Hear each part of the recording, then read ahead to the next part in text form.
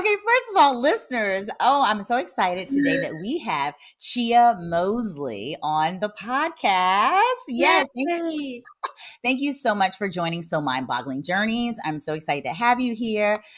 This is a little bit of a departure from what we usually do. Usually we talk to artists and different creatives about their journeys, and I actually stumbled upon you on Instagram. I know sometimes you mention TikTok, and I was like, oh, she's on TikTok too. But I stumbled upon you on Instagram and your story. I don't know how, because I was like, well, now I know that we do have one mutual friend in common, but I was like, oh, how did this pop up in my feed? And I literally think that it was divine intervention and timing, because I have so many friends that are new moms or moms, or, moms to be, or women who want to be moms. And everyone is kind of, maybe not everybody, let me not say everybody, but a good majority of them are kind of going through their own difficulty, or they did before they had their children. And I wanted to talk to you because I loved how you spoke about you conceived naturally. Yeah. And I thought that was amazing. At 47, you conceived naturally at 47. And a lot of women that I know, they are having to do other methods. And even though that's normally, I think that's more the majority of the case. Mm-hmm.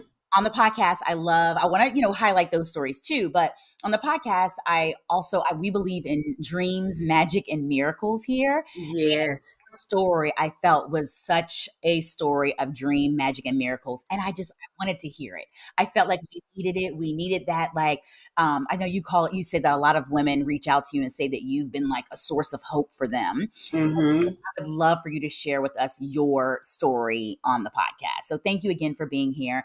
And yeah, can you go right into it? Just go right into how you ended up bringing little Naomi Earthside. Yeah. It's such an interesting journey, and you nailed it correctly. This is a story of hope, and I like that, because I get a lot of women asking me, "Oh, did I do IVF, or what vitamins, or what nutrition, and la la la," and I was like, I was not planning to have a baby. I was willing to have a baby. Having a baby was something that me and Lauren is her father's name. So it's like Lauren with a D at the end.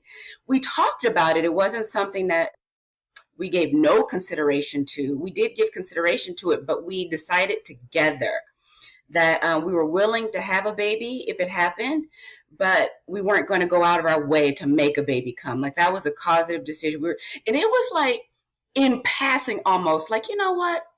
Like, maybe we were talking about someone else. I can't remember, but we decided on the spot, which is how a lot of miracles can maybe happen. It's not a lot of like think and figure. It's a very instant agreement. I was just like, I don't want to do IVF or anything like that. And he was like, yeah, no, me neither. And I was like, okay, good. And I think we went off to like cooking dinner.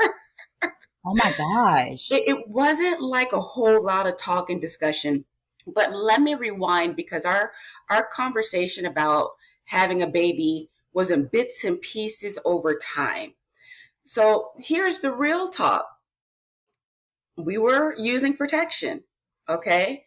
And then all of a sudden, I noticed he was no longer reaching for the protection, and I was okay with that. But I was like, we need to have a conversation about what this could lead to. So I was like, honey, when you're doing what we're doing, you know that this could produce a baby, right? And I was like, do you want to have a baby? And it was a pause, right? And then a little smirk came on his face like this.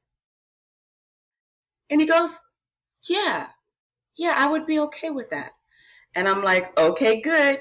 So that was like the very first, like, subtle, there was no pressure, no like long drawn out conversations. And I think that that's the beauty between he and I. When we agree on something, it does not take a whole lot of in-depth, long conversation. It was very instant. Back and forth, not a bunch of back and forth. It was just like, because I thought about it. I was like, I would like to have his baby. Like, I would be happy to have that happen. And he had a very instant result too, or instant reaction to it, right? So that was the first step, or first agreement that, yeah, that would be good. Then fast forward in time, we did have that conversation about how we would be interested in having a baby. And we were interested in it the lazy way. It would just have to want to be a part of our family and show up. And I know you had a question about this. And there, to us, there's a spiritual aspect, right? Yes. Like, I think no matter if you're spiritual or if you're religious, you have a concept that there's your body, there's, and that then there's you, the spirit, and those are separate entities that work in concert with one another. And a baby is no different. Just because the baby can't talk yet or can't walk doesn't mean that there's no entity connected with it. So we decided there would have to be someone who wanted us, especially at our ages. Like, we've given up our right to demand a baby. We felt now that we know that there are other women and men out there who are maybe in our age category and they are doing IVF. And that comment is not meant to sway what you are doing. This is our attitude. So please throw all the disclaimers out there, All because the disclaimers, because I also do understand it. It's like, if you really want to have a family, and this is such a worthwhile thing to have, if you want to put in the extra work to make that happen, I understand it. For us, we didn't want to put in the extra work to make it happen. We wanted it to come just on its own if it were to come. And if it wasn't going to come, we understood that as well. So that is that's my disclaimer, because I definitely understand why people work to have a family. It's worth it. Mm-hmm. So just to backtrack for the listeners. So one of the questions I asked Chia was, I can't remember who it was. Maybe it was our good sis Oprah, our good auntie Oprah, who Mm-hmm. said that children choose their parents. Mm-hmm. I feel like she introduced that idea many, many moons ago about children choose their parents. Like, before they are born earthside, they decide who, they want to be born to. Because I remember I was like, did I ask for Lavinia? That's my mama. No, I love my mom. She's great. But so So so that's why I was asking who too. you were when you chose your mama may not be who you evolved to later. Like, what exactly was I choosing this tube for? But no, I love my mom. She's great. Okay. Okay. So I was wondering if you felt the same way, if you felt that little Naomi chose you all. So that was what she was referring to about the spiritual component of it all. Yeah, thank you for clarifying that. And absolutely. Listen, so at the time when I conceived, I was 46, and Lauren, he was 44. He's a little bit younger than me. I'm a little cougarish. So for a baby to work with those age demographics, because it does take two, a lot of times there's a lot of focus on the woman's health, but the man has to be healthy too. Right. Right. So, but we're dealing with age, healthy or unhealthy. We're dealing with likelihoods of not being able to conceive. And so for her to make it go right and to come out like no issues, to come out with no issues, I say, that's her. That's her. And throughout my entire pregnancy, I always gave her credit, because here I am. I conceived at 46 and then birthed at 47. And I didn't have any complications, like not one. I never had high blood pressure. I never had edema, swelling. I didn't struggle with gestational diabetes. I didn't need bed rest. I didn't. And when I say like no swelling, I mean like nothing swole. Wait a minute. You didn't have any swelling? None. I kept waiting for it to show up. It's like, when I say I had nothing, I I thought that came with the factory settings. No? okay, like and then I only gained about a little over 20 pounds. And in fact, in my last OB visits, the OB was like, are you eating? Like, it was kind of like that cautious, like, is everything okay? And I'm like, yes, I eat. But I was like, little Naomi took only the space she needed. Like, in my imagination, for all the years that I thought about being pregnant, even in my 20s, I imagined that I would be kind of the lady that put on some weight. Like, I was going to be eating cookies and cakes. We didn't crave that. We craved lots of beef, lots of dairy. And that was her craving, because my diet definitely changed. And it went to what she wanted. So I was like, she's very sweet. She only took the space she needed. Like, I was all belly. And she only really demanded what she needed to build herself. So I didn't get fat. I didn't have health issues. It was really amazing. So I would always tell people like we're a team. And we are, it's you and the baby. We're a team. So anyway, I do think she chose us. And this was your first pregnancy. There weren't no miscarriages beforehand. No, no, no. It's not my first pregnancy. I got pregnant at 45 and I did miscarry at Oh, 6 weeks. at 6 weeks. Okay. Mm-hmm. Okay. And so, yeah, and that really did when I got pregnant with Naomi, it was really like with a kind of, I don't want to say side eye, but that's for lack of a better word. Like, okay, well, hesitancy is the word, not side eye, but I was going to ask, fear was the word, but hesitancy is what you say. hesitancy, apprehension. Like I won't put it all the way at fear, but it was a cousin to fear, like, Hmm. okay, we'll see. And it was funny because I was watching those milestones. Like I had an app where, week after week, it kind of tells you like milestones for your baby. So we hit 13 weeks and it was like risk of miscarriage decreases. I was like, okay, we made it. And Yeah. then I had her 12-week ultrasound and I could see her little, like her whole body, like it shaped up. And I was like, oh, and there's a heartbeat and there's a this. Okay. Okay. And then I had what's called an anatomy scan where they look to see if she has any abnormalities that would indicate like Down syndrome or anything. Oh, we passed that. And then there was this blood test where they test for like 9,000 different things. And I was like, oh, she came out low risk for, I mean, we just passed milestone after milestone after milestone. And I was like, oh, we're actually doing this? And then when I got to the week where the app said she could survive if born, I can't remember if that's 23 weeks or 28 weeks. I want to say it was 23 weeks, where she could survive if born prematurely. And I was like, hot damn, baby, we made it. You made it. Yes. It brings tears to my eyes. Oh my gosh. I know. Oh my gosh. And here she is today and she's thriving. She, girl, just chunky as she want to be. Look, Look at oh, me. Oh it's that little reflex when I sit her up, her little arms shoot up. But there she is. my She gosh. drunk now. She just had some milk. I just Yes. had milk. Wait, Yeah. so how old is she? Because she still looks fresh. She's 6.5 weeks. 6.5. 7 weeks on Thursday. And Yes. yeah, here, let me see if I can tell me if this is okay, because she can be part of Yes. the interview now that she ate and Yes.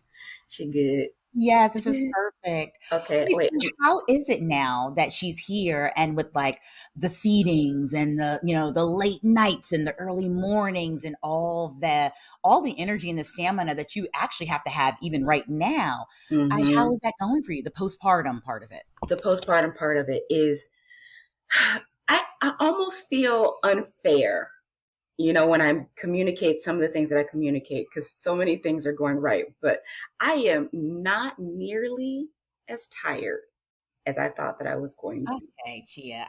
Now you're just showing off, Chia. Right. That's what I'm like. I have not hit exhaustion with her. Now, I'm not going to say that I don't get tired. Like, for sure, there's tired. For sure, there's days where I'm like handing her off to her dad, like, Mama got to go lay down. Like, I can't do this anymore. Those Yeah. are those moments. But it's not nearly as bad as I thought that it was going to be. Now, I have the luxury that I get to stay at home with her. I don't have to get up and go to work. That's a luxury. I don't have other children. That's a luxury. Are you working remotely or are you able to just focus on Naomi? I just get to focus on Naomi. My story of this whole evolution of how I wasn't even working when I conceived is very interesting. Now I have to drink water while Yes. doing this because breastfeeding is draining and I'm very thirsty. Yes, we believe in hydrating here on Soul Mind Boggling Journeys. I'm going to hydrate as well. Okay, good. But drooling is part of hydrating. Okay. All of it. So let me rewind this story a little bit here. So Lauren and I had plans of having our own insurance agency. I had quit my job, studied to get my license, which I did achieve. Shortly after that, I got a call from my cousin in California that my dad had been involved in a really bad car accident, and I had to fly home right away. So my dad was in an accident that left him paralyzed from the neck down. Now, my dad is somebody who many of you know. How old are you, Bettina? What's your Let age? me tell you something. Oh, you're an actress. We don't talk age. I'm just going to tell you who my dad is. And if you don't know who he is, you can Google him. Okay. Okay, go ahead. And then I'm going to say something after this. You're timeless. Okay. My dad is Roger E. Mosley, and he was famous for being TC, the helicopter pilot of Magnum PI. He was Goldie's brother in the Mac, just thin line between love and hate. Smith, he's got whatever. My dad is a OG Hollywood legend for Black actors and actresses. Okay. And so you're nodding your head. You know who he is. Do you know that I just learned this last night? In doing research for our recording today, Yeah. okay, I was like, oh, let me see what else do I know about her outside of the baby, right? And that journey. And I was flabbergasted.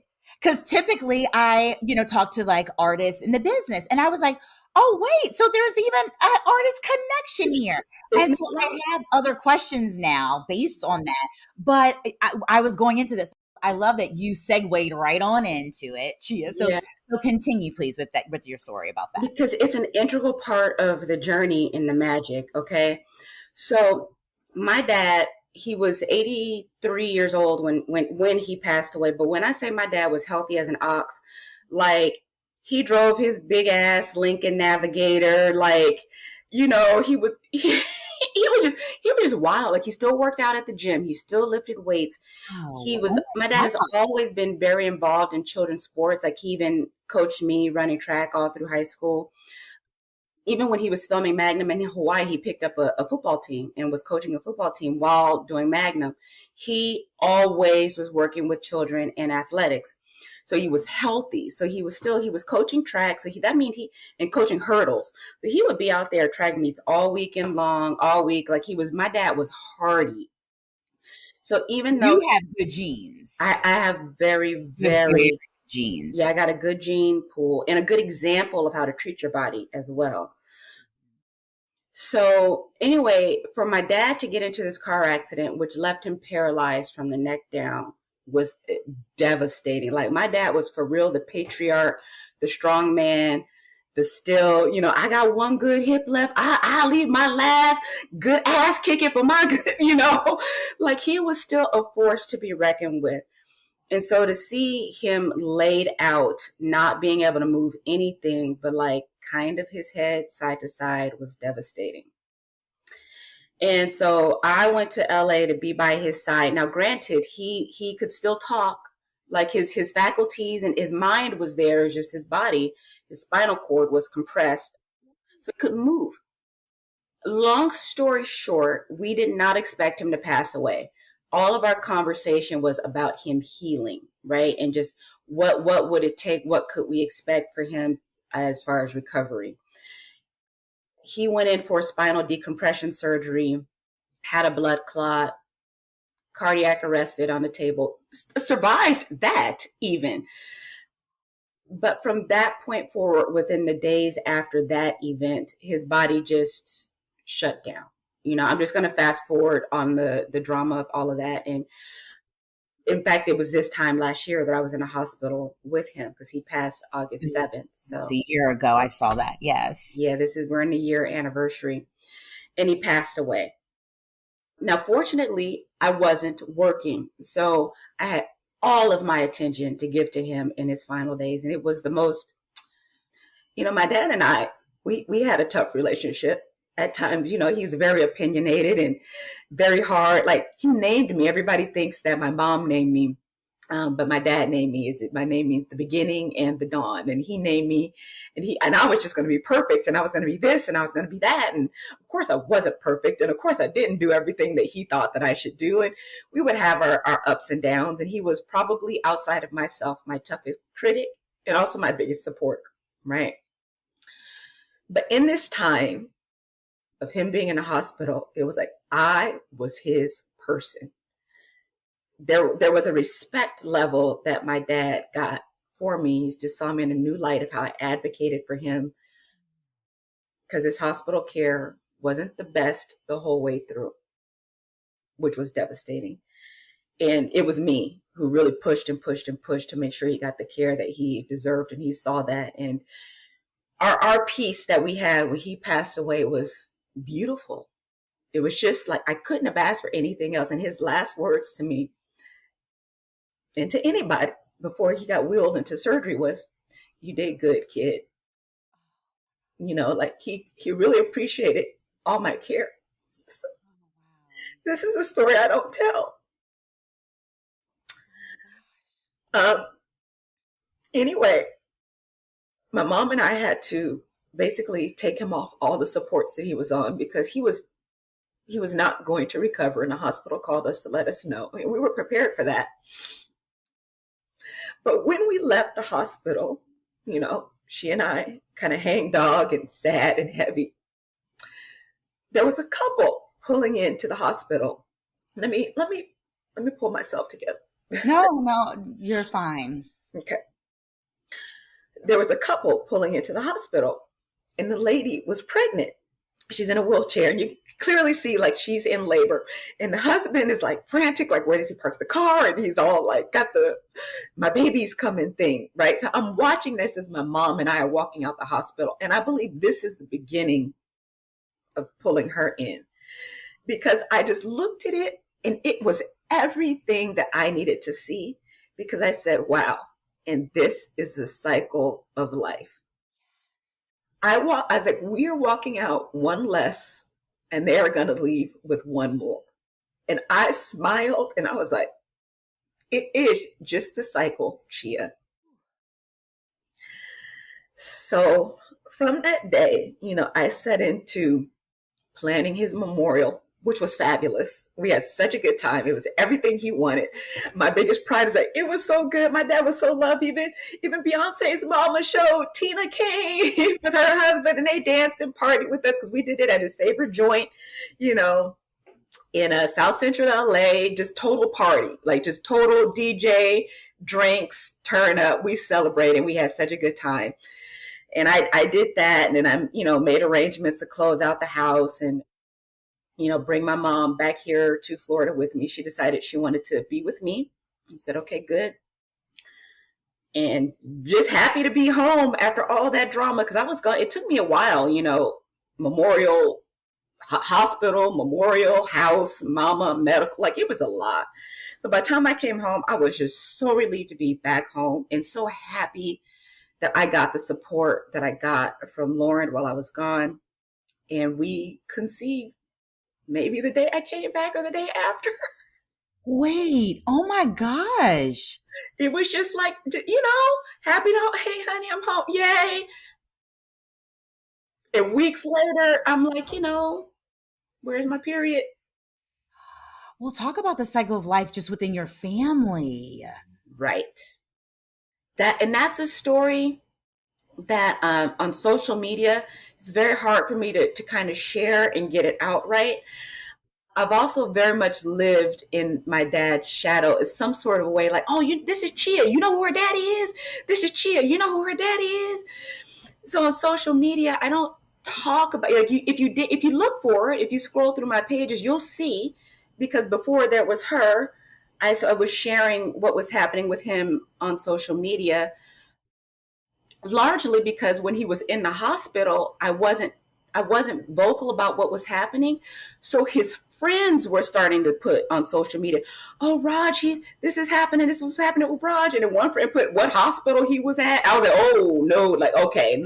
But this is only happening because the family isn't communicating. So let me reel this back so his friends don't start in good faith, right? Like they're kind of trying to share what's happening, but putting too much information out there. So I was like, I have to reel this line back in and be the spokesperson for the family so people know what's happening with him while he was in the hospital.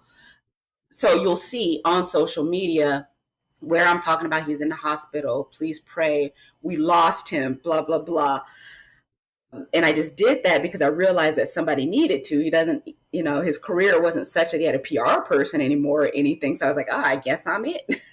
Oh my God. That must be so deep in the crates. Because when I found you, I literally only saw the post about, your conception and leading up to your pregnancy and leading up to the birth. Yeah, if And you I got felt like I had gone down deep because, but clearly not deep enough because I love how that information came to me. So it's interesting hearing you say how you grew up in his shadow. I love that that was not my introduction to you, even though Mhm. I'm in that world. Like, what are the odds of that? Yeah, I mean, I had there's a whole nother podcast we could do of just simply growing up Black Hollywood and what that looked like. Because my life growing up definitely, especially for the era in which I came up, Daddy had a Rolls Royce. Like we was like black folks were rolling around in Rolls Royce. I mean, they are now, but like I had quite a life coming up. It was a lot of fun. I'm nuanced. You're nuanced. Well, one thing I did want to ask you is with the writer's strike that's happening now, or sorry, the writers and the actors strike, right? Mm-hmm. What I wanted to ask you was, because your dad was a part of Magnum PI, I wanted to ask you what those years were like post Magnum PI in terms of like, did you feel like your family had, the livelihood and the residuals coming in to take care of you? I wanted to know if you had any kind of, insight or any type of personal story to share about that in Mm-hmm. light of where we are today with Sure. actors and writers fighting for residuals and their likeness and such. And especially now that there's like a reboot, there's a Magnum PI reboot. So how that, how you all felt about that and such. Yeah. So growing up, there was definitely a certain lifestyle, but I want to say Magnum went off air. I Like was 588, it was 588. yeah, I was like 9, 10 years old, first of all. Right. So that I was very, very young.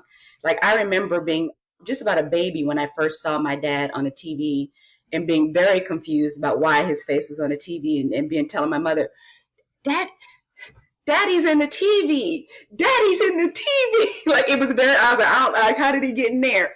So I was young when Magnum wrapped up. So there was no immediate change to my lifestyle at that point. Right. Mm-hmm. Money's still good. He's still doing movies and other things. Like he kept working for a very long time. Probably wasn't until I went to college that you start to see like a real lull in his career. But at that point, now I'm at Georgia Tech. I'm in Atlanta. I'm living my best life. Like life at home becomes a distant thing. And in fact, after college, I don't return back to LA to live with my mom and dad. I stay in Atlanta. I get my own life going. Then I move after Atlanta to Las Vegas to get my master's degree. And I'm out there. Like once I left home at 17, I pretty much stayed away from home. And then my dad was able to live off residuals. He Okay. was able to live off residuals. And until this day, like there's still residuals. Like my mom is the beneficiary of that. And I haven't seen like an issue with that. Obviously, as the years go on, Magnum isn't probably running as hot and heavy as it was in the 90s or whatever, but it's still running. And it's cute to see the residuals come in because it's like, oh, there was this episode of Starsky and Hutch. Oh, there's a thin line between love and hate. And, I get to really get an idea of my dad's career by seeing all the episodes that are listed on the residuals. So it's an insight into him and his career. And I respect that he worked so hard that in his passing, there's still income. Like I don't know. I just think it's cool, Yes. It's really cool. And And still providing for you all and and taking care of you all from the afterlife. from the afterlife, yeah, And we have to give a shout out to Stephen Hill, who now plays the character that your dad played. So that's great. We have to give him a shout out. we do have to give him a shout out. And we are in contact. And he was one of the ones who showed up for my dad's memorial. Like he really loved my dad and respected my dad and the time he got to spend with him. And he is a sweet, sweet soul. In fact, the day that I went into labor, I was in contact with Stephen Hill. If you look back in my feed, you'll see where I'm debating giving Stephen a beanie that my dad had. Right, it's been laying on my dresser, and I've been trying to figure out what to do with it. I believe he wore it in the Mac it's a piece of history, but I also know him from just wearing it as my dad. And I decided that I want to give it to Stephen. And that day that we made that decision, I went into labor. So I haven't mailed it to him yet, but I need to. And Stephen knows, like, he's like, take your time, whatever. I even put it to social media, like, should I give it to Stephen Hill? And people were like, no, save it for your granddaughter or keep it as a keepsake. And I'm going to tell you something. When you are as accomplished as my father, there is so many keepsakes. Like, Yeah. when I was cleaning out the house, I was like, Dad, this is too many trophies. Oh, wow. Yes. So many trophies, so many acknowledgments. I mean, from not even just in acting, but community involvement. Like, my dad was really a humanitarian. So when people are like giving me grief over this one beanie, I'm like, Lord have mercy, I got enough keepsakes. And I was like, I think Stephen will do a great job keeping it alive. And I was like, let's see it on camera again. So I'm going to be mailing that off to him now that I've put it here on video. That is beautiful. So let me ask you, so what are you hoping to take from your dad and then impart to Naomi? Like, how do you want Naomi to know about, what do you want her to know about her grandfather and hopefully take from him and his legacy? I think the biggest things that I want Naomi to take from his legacies are the things that I took from his legacy.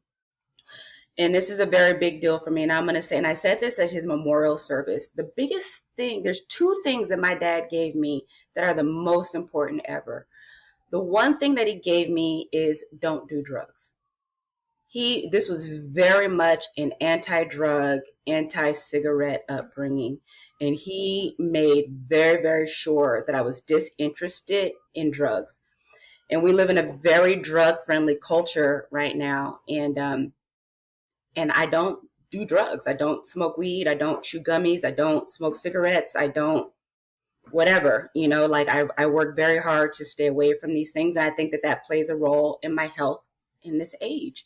The choices that we make coming up along the line can make a big deal when you're older. So that was one thing that I really appreciate about him is that, to really be healthy and to take care of myself. So that's from my dad. He raised me that way, and I maintain that outlook, and I intend to impart that to her to really keep her mind and her body healthy. The second thing about my dad was he was the one that taught me how to be a winner. When he was my track coach, he was training me to be a champion. It was never like, oh, let's get the 5th place trophy. He hated that. Kids that get trophies for participation. He was so not into be like having to placate everybody. He was very much into you work hard and you win. And I remember one day it was raining in California, which, it's not all that common, but I think it was like in an El Nino time. And I just got my hair done. So, my hair was like straight, laid, and I didn't have a perm. And it was raining and track practice was canceled. So I'm like, oh yeah, no practice. And so he comes home and he's like, come on. And I'm like, where are we going? And he's like, practice. And I'm like, but it's raining. And he's like, so while everybody else is at home, this is where you win. These are the days where you win. And he had me out in the rain, girl, just. Yes. Oh my gosh. So let me ask you now, did you appreciate it then the way that you do now? Okay, yeah. Okay, yeah. 'Cause I was gonna say because I have friends that have very successful and very hard driving fathers, and maybe at the time they didn't see that as like, oh, he was teaching me how to be a winner. They took it as like, oh my gosh, like I'm like trying to like keep up, and I'm trying to Yeah. show my my worth and show there's that piece of it. But it seems like did you feel the same way then, and now that you're older, you see the benefit of it? This is an appreciation now that I'm older. Okay. Okay. Yeah. Not to say that there weren't things that I did pick up from him at the time, like, because he did make me a champion. Like, I'll give you an example. So my name is spelled CH-A. So, my name gets butchered. Cha-ah, che, cha-ah, chade, like people can't get it right. And so when I first started out running, my name would get mispronounced all the time. And here's Chia Mosley from blah high school in lane 7. And so I would complain to my dad, they always say my name wrong. They always say it wrong. And he was like, don't worry. He says, when you start winning, they'll say it right. And sure enough, when I started to become a first place contender, like he really trained me up nice. Here we have Chia Mosley, lane 5. Here's Chia Mosley, lane 4. The one to watch, the one to watch in this heat, Chia Mosley. And he was right. And so that was something I was like, wow, Daddy, you were right. Like, so it is something like an acknowledgement you get for your hard work. You get acknowledged for who you are, and people respect you to the point of even being willing to learn how to pronounce your name correctly. It's the little details. And that was one that I did appreciate that at that time, I thought that was really cool that by winning, I was granted the respect of a correctly pronounced name. Yeah. So anyway, there were definitely wins along the way, and it was surely fun to get trophies and to win. And out of everybody in my entire life till this day, he was been the main one to push being a winner. He was like, whatever you do, do the best at it that you can do. He's like, whether it's brushing your teeth, running track, whatever it is, do your best. And he's been the only person in my entire life to insist upon that. He was never one for pushing mediocrity. And that's a legacy that I keep with me. I feel bad when I'm being mediocre at something.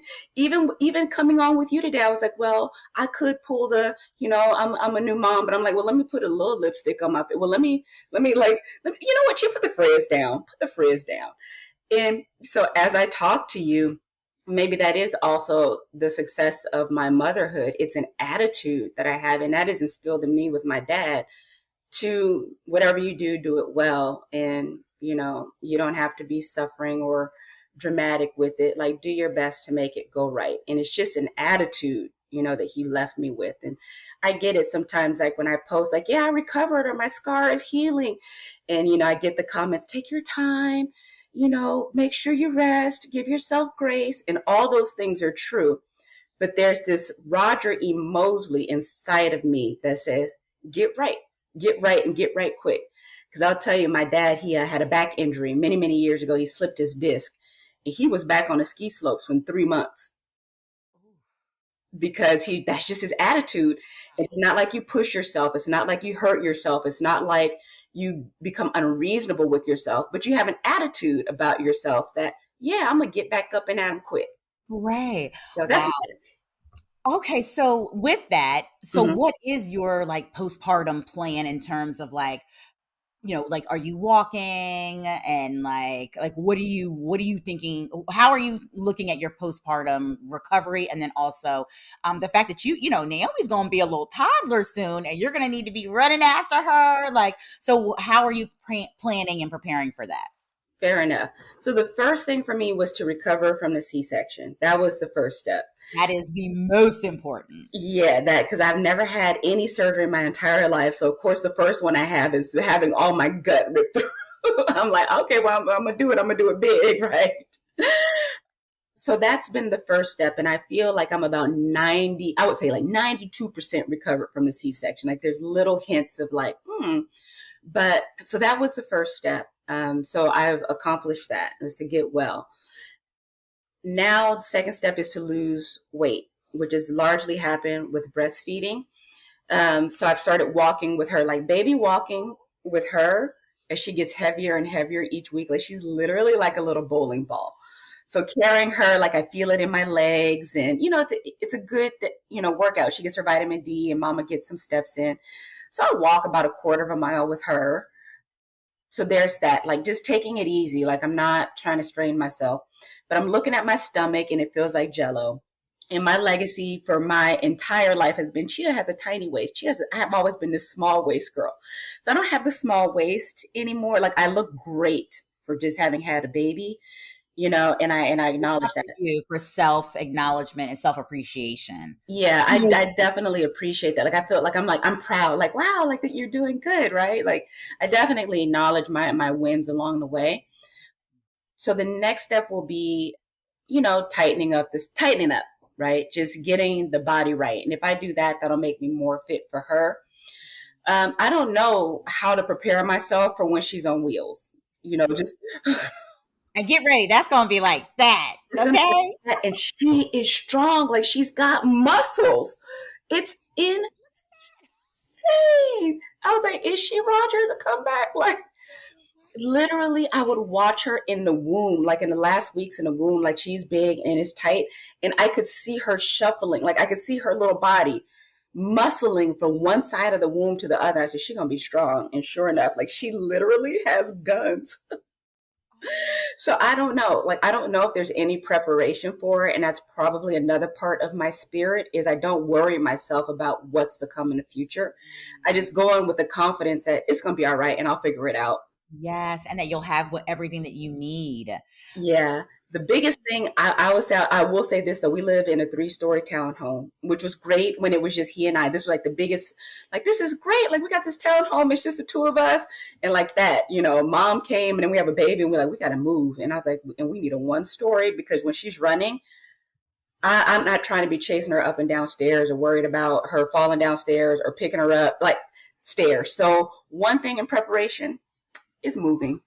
Is moving. Yeah, Okay. I think we're gonna have to confront that because 3-story townhouse with a toddler sounds horrible, if you ask me. And probably every other mother who's seeing this is like, girl, you need to move. Well, okay, so another thing I want to ask you, what would you impart upon moms to be, women who want to be mothers, and current mothers? Like, what would you impart upon them? I would say treat your journey like you would anything else. Name what it is that you're looking for because I feel like that's something successful that we did. We named how we wanted to conceive. It's just like any other goal in life. Like, don't be afraid to be particular about what you want because what you think you can achieve is the first thing. Take good care of yourself. Like, make decisions for your body, thinking into the future. I cannot impress upon that enough. I do think, again, that we live in a society that pushes choices that are not good for the long term. They may be good short term choices, but, look at how your body may be doing in the long term. So take good care of yourself, exercise, take your supplements, be in really good communication with your partner about what he wants and what you want, and make sure that you're aligned in that. Because I think, again, that was a very key part of us being able to conceive is that we were in alignment with how we wanted to do it, and be willing to experience anything. It could be that your time for conception has passed. That very well could be like nature. There is a clock. There is a clock. And I hate to see maybe women are like maybe beating themselves up for not being able to get it done and trying so hard that it becomes no longer fun. I did talk to a friend of mine about that. She's in her 40s and she's been trying to conceive, and she's just done everything possible to try to make a baby come. So much that sex with her partner is no longer enjoyable. It's like a task for the man, you know? And I say be wary of doing that to your conception journey because, again, in my belief, there is a being coming into your family, and it's like take a step back and look at what you're bringing a baby into, and is it a scene that a baby would want to come into? Mommy and daddy are stressed out over you arriving or not arriving, and it's got to come, and is that something that a person would want to come into? Because your baby is a person. It's a small person, but it's a person. So take a step back and look at your dynamic, your sexual dynamic with your partner and your baby conception dynamic. And has it gotten so stressful that it could be unappealing to come into? Those are, I Wow. think, those are my words. And again, my whole journey has just been, I think, a series of things done right. Good health, good fitness, making sure that I'm happy, talking out any emotional baggage that I may have accumulated in life and not bringing that forward with me. That's another thing. I don't carry baggage. Wow. That's a big one. To get yourself right before bringing a child into your energy and your space, right? That's right. Or even a man. Clean up the baggage from the last man before you go looking for the new one. Clean up your baggage about your daddy or your brother or your male cousin, anything that may be kind of hanging around you mentally like a little noose, constricting your freedom. you know Take it, talk it out, seek church counsel, talk to your friends, just talk it out wherever is the safest place to do so, and make sure that you're mentally prepared for the next step in your life so that you can have all that you can have. So I don't know. I feel like these are all the things that I was never trying to conceive, but when I look back at all the steps that I took, I was set up for conception at a miraculous time in life. Wow. Oh my gosh. And okay, and so we're going to end on this note. I saw that little baby Naomi has actually given you baby fever for another baby. That was, see, everybody's missed the subheader to that. I missed it. What did it say? I were younger. Oh, girl, that must have been in the 10 font because I was like, oh my gosh, does she want to have another baby? Is she going to give it another go? Literally. Is it a quasi announcement? Like, wait. I know it's too soon. No. You know what? I think that this was divine. Just the whole cycle with my dad, his passing, watching the cycle of life in the hospital and everything. Like, I think it all ties into how well this has gone. Do I think that I should keep trying to have babies after the age of 47? Not really. Everything went so right that it was divine. It was absolutely divine. And I feel like asking to do it again is a bit, I call it testing the hands of God. Mm-hmm. And I feel like this whole one and done, one and done, that she's healthy, I'm healthy. And it went as beautifully as it did. There are increased risks when you have babies older. Like, yes, it sucks to have to talk about it, but they're the doctors are not insane when they're warning us. It's not fun to listen to, but there is some statistical facts about having babies when you're older and what the outcome for your baby could be and what the outcome for you could be. And I escaped every last piece of it. So I like that.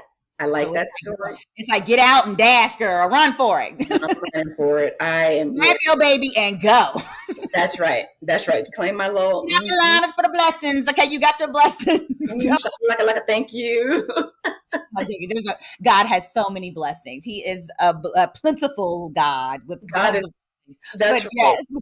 Yeah, so my next goal that I ask for God is just to have a good girl, who makes good choices in life and grows up to be a healthy, beautiful, smart, and loving young lady. Like, that's the next blessing, because again, in this day and age, there's a lot of pitfalls out there, and I'm just hoping she navigates them well.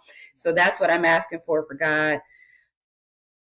And with you as her mother, I mean, I think that she's got a great head start for sure. Oh, thank you. And she's got a good daddy too. Ooh, they got their own thing going on. Oh, that's beautiful. Yeah. Oh my gosh. Well, thank you so much. You and beautiful Naomi. Thank y'all so much for coming onto the podcast. This has been great. Yay. You're famous, baby. You're famous, girl. Yeah, I love it because Naomi started off like, wait a minute, hold up. She's like, I can't be bothered. Right. And then she's been like, okay, y'all go ahead. And she's been out the whole time now. Oh my goodness. This breast milk is the truth. Yes, that liquid gold. She got me thinking I should bottle it up and put it on the market. It's like, what is in it, baby? What is it? Well, thank you again so much. This has been so lovely. And thank you for the inspiration. Thank you for sharing your story and, giving a lot of moms and moms to be hope. And I just can't thank you enough. So thank you so much for reaching out to me. This has definitely become my new mission, because when I started posting on social media, I didn't think that I was going to be a story of inspiration. I started posting because I was scared and afraid. And so to push myself out of my worries and apprehensions about the pregnancy, I said, well, I'm just going to go the other way and I'm just going to talk about it. And if something goes wrong and I don't go to full term, well, I'm sure I'll get support from the community. They'll understand. And that it's turned into inspiration and hope for so many women. I'm going to keep going because I'm like, oh yeah, honey, if I can get pregnant at 40, miscarry at 45, and then conceive again at 46 and have a healthy baby and a healthy pregnancy, well, people need to hear this good news because you don't hear about it from the medical profession. Like, this will be the last thing that I say to you about it. And that is, I liken pregnancy at this age to almost like being diagnosed with like a stage 4 cancer. You go to the doctor, you're like, well, has anybody survived it? Like, is there any successful story? Like, did anybody come out of this okay, or did they all die? Like, did anybody live? And that's a dramatic comparison, but it's almost like that you just want to hear, did one lady, do you know of any lady who did it successfully? And you don't get these stories out the medical office, whether they know about them or not. They're not really sharing. So I realized, I was like, I have to tell my story that, hey, I did it. I conceived naturally, and I was healthy too, and I didn't have blood pressure, and my baby doesn't have any kind of chromosome issues or anything like that. We both, me, I survived. So here's your one, at least, that you can cling on to and know that it's possible. Wow. So mind boggling. It's so mind boggling, girl. I agree. Every day I look at her, I was like, wow, I can't believe it. Some days I'm still crying. I look at her like, I had a baby. I have a baby. I have a baby. Look, everybody, look at her. She's like, "We, mom, if you don't stop shaking me." I'm just excited about your baby. Yeah. Oh my gosh. And how beautiful this. It looks like she's about to wake up. How perfect. Yeah, she's up. Okay, show everybody She's your face, girl. she's awake. I know my aunt was like, she's always sleeping. And I'm like, no, she wakes up. Hi, Naomi. Thanks, Naomi. Ah! Hey, everybody. Hi, Naomi. We had a good old chat about you, girl. We sure did. Thank you, baby, for cooperating. I appreciate that. You see what her onesie says? Hold on, can you see it? Does it say Mommy Minnie? Mommy's mini. Mommy's Minnie. Oh. She looked just like a daddy. Adorable. Okay. Well, thank you so much. And thank you, honey, for being a good girl. Thank you both. Yes, very nice to meet you. Let's keep in touch, huh? Yes, absolutely.